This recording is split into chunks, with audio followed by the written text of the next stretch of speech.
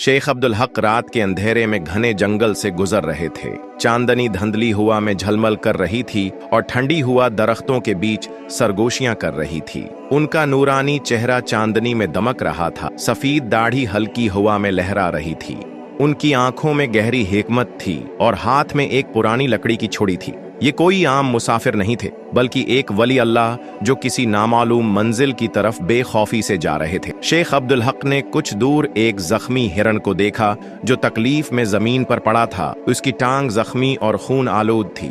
शेख अब्दुल हक, जिनकी सफेद दाढ़ी हुआ में हिल रही थी, हिरन के करीब बैठ गए और नरमी से उसके जख्म पर हाथ रखा। करीबी दरख्त की छाल से एक जड़ी बोटी का लेप बनाया और जख्म पर लगाया। अल्लाह के हुक्म से जख्म चंद लम्हों में भर गया और हिरन उठकर खड़ा हो गया। उसने शुक्रगुजार नजरों से शेख अब्दुल हक की तरफ देखा, सर को झुकाया जैसे इज्जत दे रहा हो, और फिर जंगल में गायब हो गया। अब्दुल हक मुस्कुराए, जानते थे कि मखलूकात पर रहम करना भी एक बड़ी नेमत है। शेख अब्दुल हक, जिनका लिबास हुआ में लहरा रहा था, अपने सफर पर आगे बढ़े और एक कदीम दरख्त के नीचे पहुंचे जहां एक स्याह साया मंडला रहा था। हर तरफ खौफनाक खामोशी थी और एक भयानक आवाज सरगोशी करने लगी, ऐ मुसाफिर, यहाँ से चले जाओ, मैं यहाँ हमेशा के लिए कैद हूँ। शेख अब्दुल हक, जिनका ईमान गैर मुतजलजल था, प्रस्कून रहे और कुरान की आयात पढ़ना शुरू कर दें। उनकी नौरानी मौजूदगी ने अंधेरे को रोशनी में बदल दिया। साया लर्ज उठा और एक खौफनाक चीख के साथ हुआ में तहलील हो गया।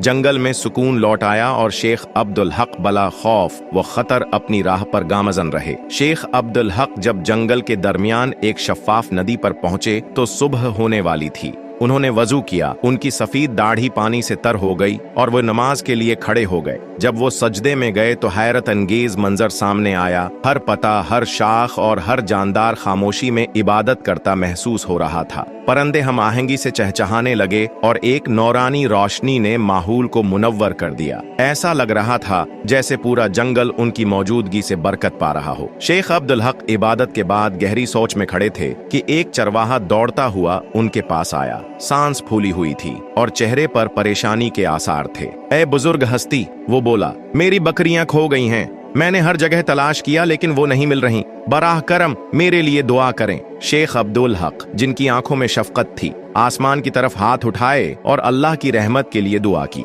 अभी दुआ मुकम्मल भी नहीं हुई थी कि हुआ में बकरियों की आवाजें गूंजने लगीं। गुमुश्ता बकरियां एक दूर दराज टीले के पीछे से नमूदार होकर चरवाहे के गर्द जमा हो गईं। चरवाहे की आंखों में खुशी के आंसू आ गए और वो शुक्राने के तौर पर जमीन पर गिर पड़ा। शेख अब्दुल हक ने नरमी से उसे उठाया और फरमाया, ये मैं नहीं बल्कि अल्लाह है जो जरूरतमंदों की दुआएं कबूल करता है।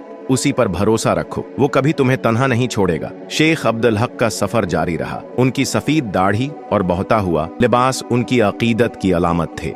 जहां से भी वो गुजरे अपने पीछे नूरानी रोशनी और बरकतों के नुकूश छोड़ गए। उनका कोई मखसूस ठिकाना नहीं था। उनका मकसद खिदमत करना, मोहब्बत बांटना और लोगों को अल्लाह की याद दिलाना था। शेख अब्दुल हक जैसे ही मजीद गहरे जंगल में दाखिल हुए, ऐसा महसूस हुआ जैसे दरख्त उनका नाम सरगोशी कर रहे हों और आसमान मजीद रोशन हो गया हो। ये सफर सिर्फ जंगल में चलने का नहीं था, बल्कि इस हकीकत की तरफ बढ़ने का था जो सिर्फ एक सच्चे और मुखलिस दिल ही समझ सकता था।